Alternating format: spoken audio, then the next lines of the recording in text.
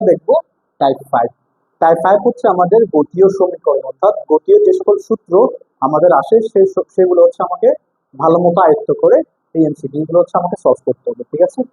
তো আশা করি এই সূত্রগুলো এখন সবাই জানো, এগুলো নিয়ে আমি আর ব্যাখ্যা দিব না, যেহেতু এটা একটা টাইপ ভিত্তিক এমসিকিউ ক্লাস, আমি শুধুমাত্র এমসিকিউ তে এগুলো ফোকাস করবো। তা আশা করি যারা এই ক্লাসগুলো দেখছো তারা অলরেডি এগুলো সম্পর্কে, এই যে বেসিক যে ধারণাগুলো সূত্রগুলো সম্পর্কে সবাই জেনে এসেছো।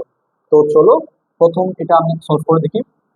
সুষম ত্বরণে চলমান কোনো বস্তুর বেগ 2 সেকেন্ডে 4 মিটার পার সেকেন্ড হতে বৃদ্ধি পেয়ে 8 মিটার পার সেকেন্ড হলে 4 সেকেন্ড পর বস্তুটির বেগ কত হবে? প্রথমে আমার কি কি দেওয়া আছে দেখো তো, এই যে 2 সেকেন্ডে এটা কি দেওয়া আছে আমার, 4 বেগ হচ্ছে 4 থেকে 8 মিটার পার সেকেন্ড হয়েছে বেগ, তাহলে এই 4টা হচ্ছে আমার ইউ আদি বেগ, আর এই 8 হচ্ছে আমার শেষ বেগ, ঠিক আছে। তাহলে আমাকে পরে হচ্ছে বেগ নির্ণয় করতে হবে। আগে এই ক্ষেত্রে আমার দেখো কি কি দেওয়া আছে, ভি দেওয়া আছে, ইউ দেওয়া আছে, টি দেওয়া আছে। তাহলে V equal to U plus A T সূত্র আমি এখানে অ্যাপ্লাই করতে পারি, তাই না? ওকে, এখন যে সমস্যাটা সেটা হচ্ছে আমার দেওয়া নেই, আমার ত্বরণটা দেওয়া নেই।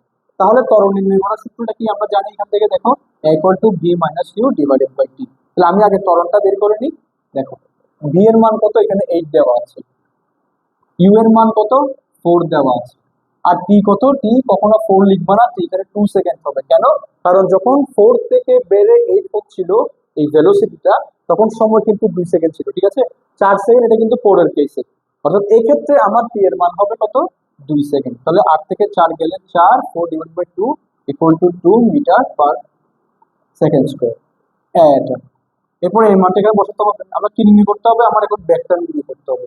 তো এই ক্ষেত্রে ইউটা কত হবে দেখো তো, ইউ সেই আদি ব্যাগটা 4, এর মান কত বের করলাম এখন 2, আর টি, টি হচ্ছে এখানে কত আমার 4 হবে।